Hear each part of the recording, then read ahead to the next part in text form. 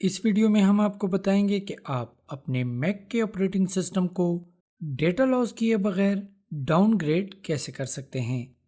इस तरीके से आप अपने मैक के किसी भी ऑपरेटिंग सिस्टम को डेटा लॉस किए बगैर डाउनग्रेड कर सकते हैं। अपने मैक के ऑपरेटिंग सिस्टम को डाउनग्रेड करते वक्त एक बात ज़रूर याद रखिए कि आप अपने मैक के ऑपरेटिंग सिस्टम को सिर्फ ज़्यादा से ज़्यादा उसी ऑपरेटिंग सिस्टम तक डाउनग्रेड कर सकते हैं जो कि आपके मैक के साथ न्यू बाय करते वक्त प्री इंस्टॉल आया था। इस बात को बेहतर तरीके से समझाने के लिए मैं आपको अपनी मैकबुक एयर 2014 की मिसाल देता हूँ। जब 6-7 साल पहले मैंने ये बुक परचेज की थी तो उस वक्त इसके साथ उस वक्त का current operating system macOS X Maverick pre install आया था।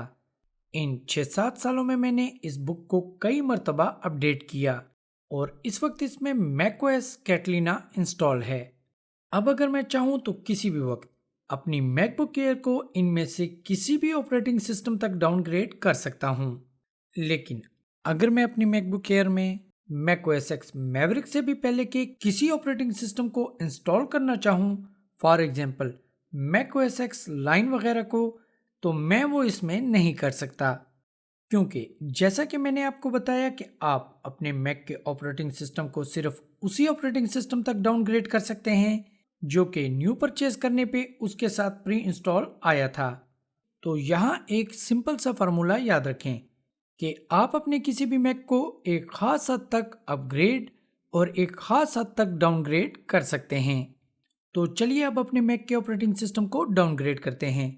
लेकिन वीडियो शुरू करने से पहले मैं आपसे रिक्वेस्ट करूंगा कि अगर आप चाहते हैं कि मैकओएस और एप्पल से रिलेटेड कोई भी वीडियो आपसे मिस ना होने पाए तो हमारे चैनल एमजेड लर्निंग को सब्सक्राइब करके बेल आइकन को ज़रूर प्रेस कीजिएगा।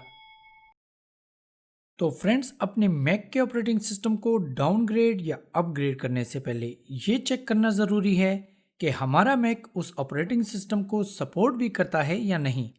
तो इसके लिए मैं आपको एक वेबसाइट का लिंक इस वीडियो की डिस्क्रिप्शन में दे रहा हूँ। आपने उस लिंक पे क्लिक करके इस वेबसाइट पे आ जाना है। अब मैं चूंकि एक मैकबुक एयर यूज़ कर रहा हूँ तो मैं यहाँ पे मैकबुक एयर पे क्लिक कर देता हूँ। अब मेरे सामने मैकबुक एयर के तमाम मॉडल्स की एक लंबी लिस्ट आ गई है। मैं चूंकि 13 इंच की मैकबुक एयर यूज़ कर रहा हूँ जो कि अर्ली 2014 1.4 गीगाहर्ट्ज़ मॉडल है, तो इसलिए मैं इस लिस्ट से इस अर्ली 2014 1.4 वाले लिंक पे क्लिक कर दूंगा। अब यहाँ पे आपको आपके मैक से रिलेटेड काफ़ी यूजफुल इंफॉर्मेशंस देखने को मिलेंगी, include with our Mac operating system. यहाँ से हम बआसानी ये पता लगा सकते हैं कि हमारे मैक के साथ कौन सा ऑपरेटिंग सिस्टम प्री इंस्टॉल आया था और हम अपने इस मैक को मैक्सिमम किस ऑपरेटिंग सिस्टम तक अपग्रेड कर सकते हैं। तो हमारे केस में हम अपने मैक को इस वक्त के current operating system macOS Catalina तक अपग्रेड और मैकओएस एक्स 10.9 मैवरिक तक डाउनग्रेड कर सकते हैं। इसके बाद नंबर आ जाता है उस ऑपरेटिंग सिस्टम को डाउनलोड करने का जिसमें आप डाउनग्रेड करना चाहते हैं। तो इसके लिए हमने एक अलग से वीडियो बनाई है जिसमें हमने आपको बताया है कि आप एप्पल के पुराने ऑपरेटिंग सिस्टम्स को फ्री ऑफ कास्ट एप्पल की मेन वेबसाइट से कैसे डाउनलोड कर सकते हैं।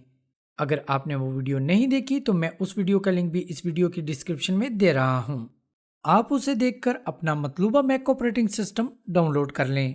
ऑपरेटिंग सिस्टम डाउनलोड करने के बाद तीसरा नंबर आ जाता है उसकी बूटेबल यूएसबी बनाने का।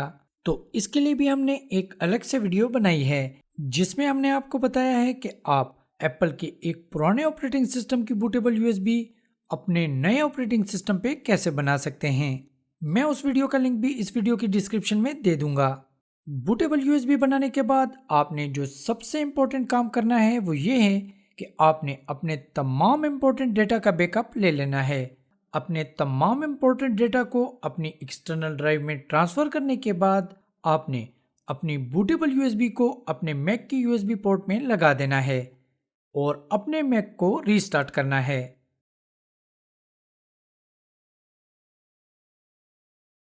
जैसे ही आपको स्टार्टअप साउंड सुनाई दे, आपने अपने कीबोर्ड की ऑप्शन की को प्रेस कर देना है।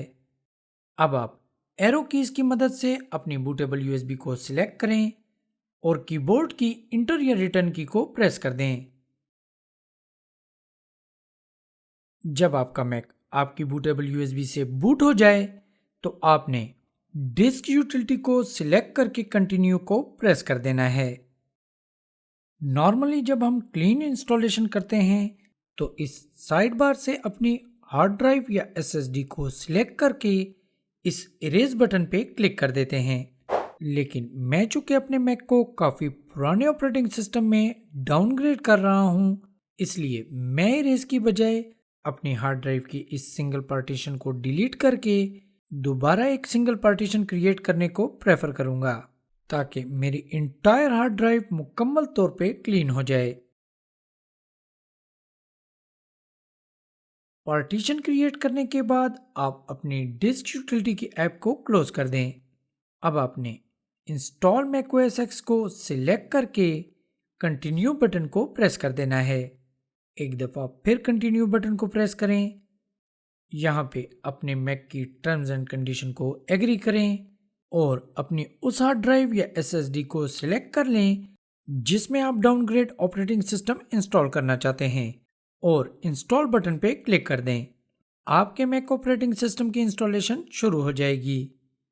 ये प्रोसेस थोड़ा टाइम लेगा, डिपेंड करता है आपके हार्डवेयर कॉन्फ़िगरेशन पे।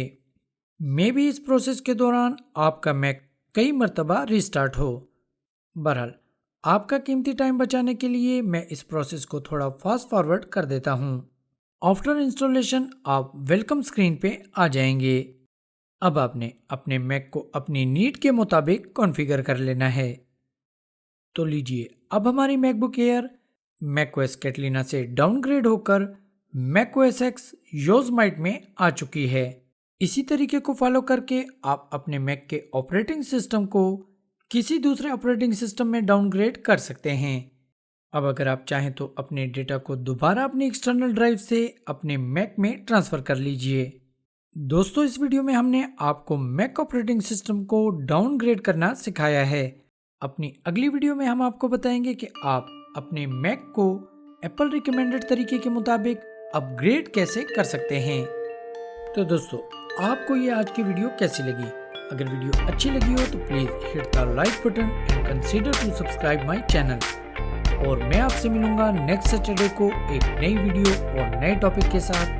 तब तक के लिए इजाज़त दीजिए, खुश रहिए और MZ लर्निंग देखते रहिए।